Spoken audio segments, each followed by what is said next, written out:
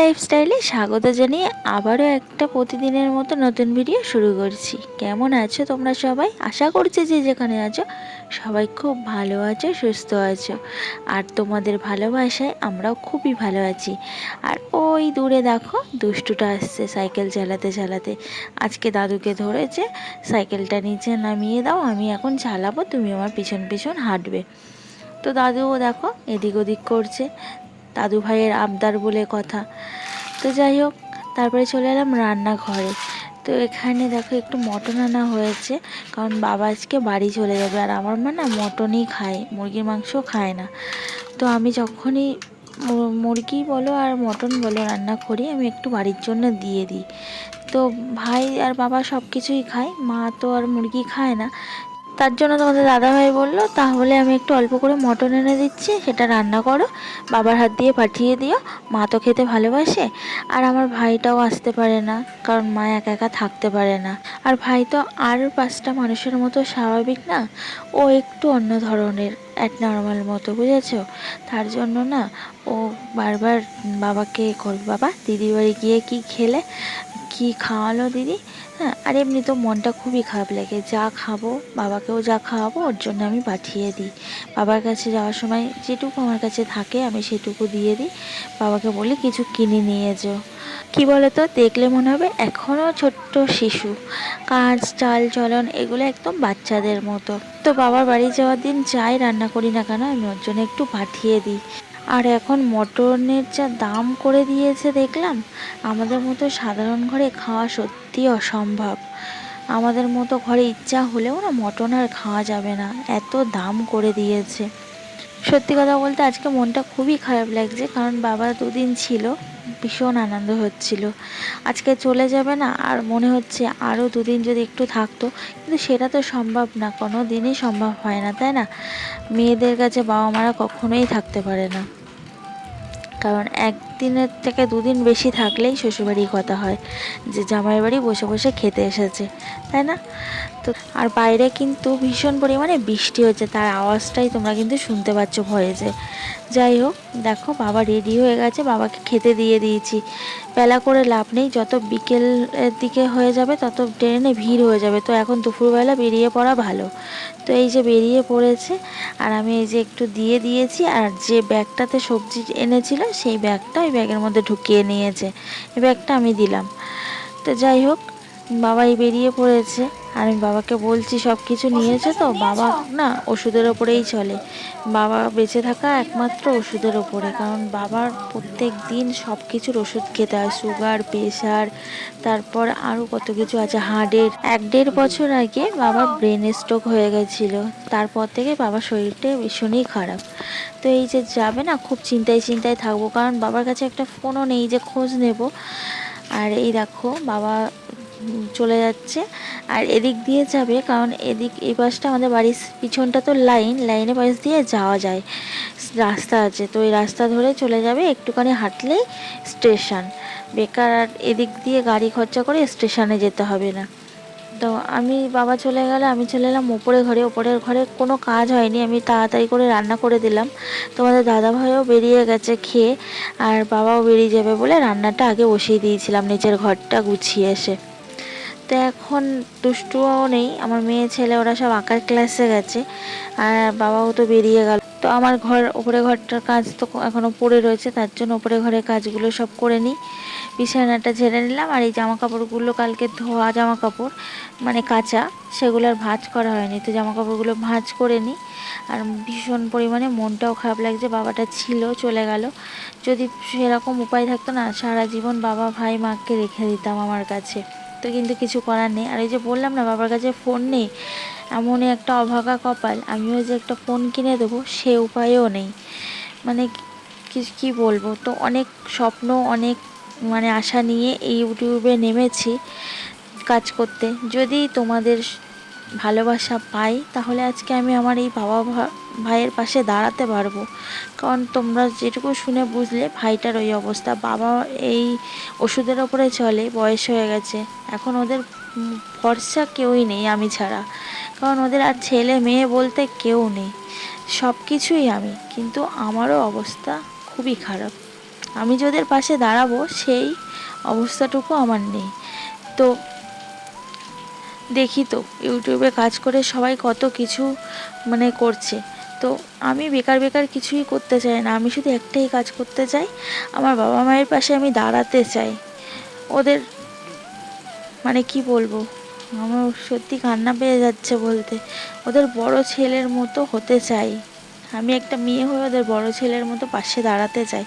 কারণ বাবা খুবই কষ্ট করে এখনও আমার বাবার এত শরীরটা ভালো না, খারাপ, তবুও আমার বাবা এখনও কষ্ট করে। আমি সেই কষ্টটা আর যাতে করতে না হয় তার জন্য আমি আমার বাবার পাশে দাঁড়াতে চাই, ভাইটার পাশে দাঁড়াতে চাই। কারণ ভাইটা তো ওরকম জানোই, বললাম।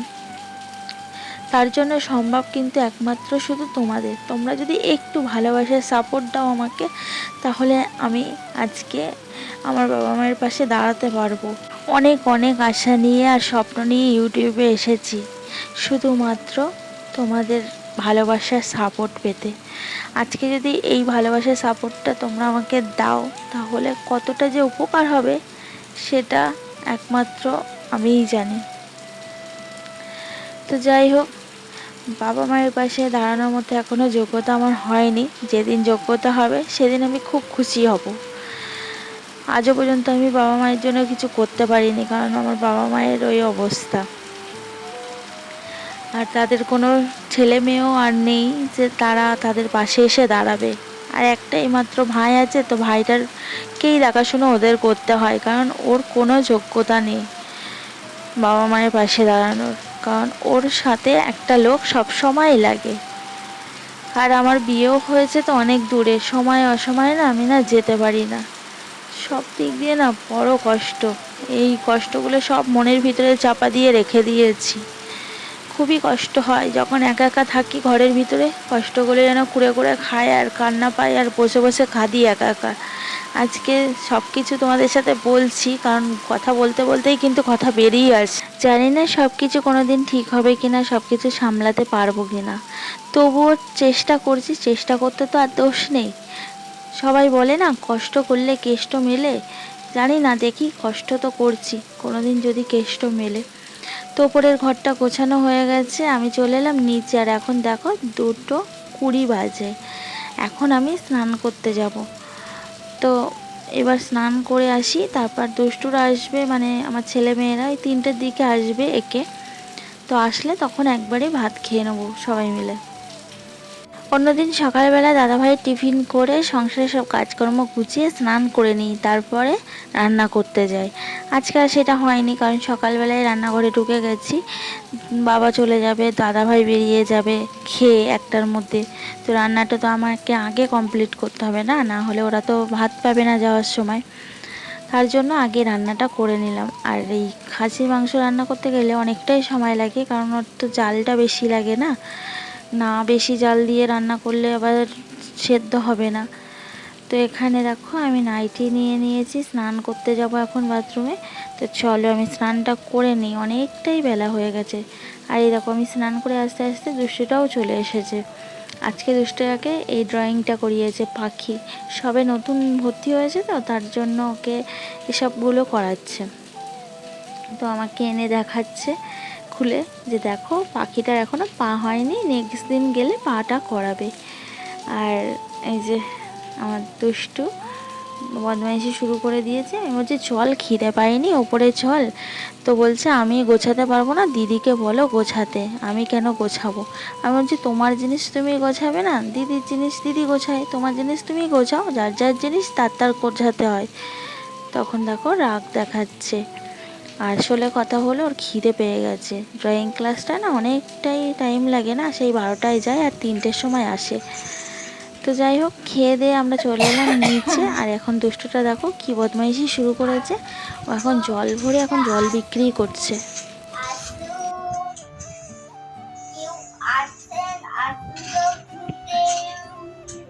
না আমরা কেউ জল কিনবো না। আসুন,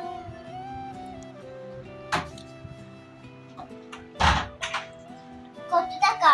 1 টাকা। 1 টাকা অনেক। কোনটা বোতল? 1 টাকা দাও, সবুজ বোতলটা। আমার চেষ্টা পেয়েছে। টাকা দাও। টাকা নেই, আমি জল খাবো শুধু, টাকা দেবো না। না না টাকা দিচ্ছি। জামা ভিজে দিও, জামা ভিজে দিও। টাকা দাও। থই দাও টাকা। তাড়া করে দে। তাড়াতাড়ি টাকা দাও। জল দিয়ে দিয়েছি। তারপর চলে এলাম একেবারে সোজা রাত্রিবেলা। এখন রাত্রে খাওয়া দাওয়ার বেলা হচ্ছে, তো বিরিয়ানি দেখো ঢালছি আমি এখন, কারণ রায়ের বার্থডে ছিল, তো ভাসুর বিরিয়ানির প্যাকেট এনেছে সবার জন্য এক প্যাকেট করে, তো এখন আমি সবাইকে খেতে দিচ্ছি। তো চলো, একদম গরম গরম বিরিয়ানি, হাত দেওয়া যাচ্ছে না, এতটাই গরম।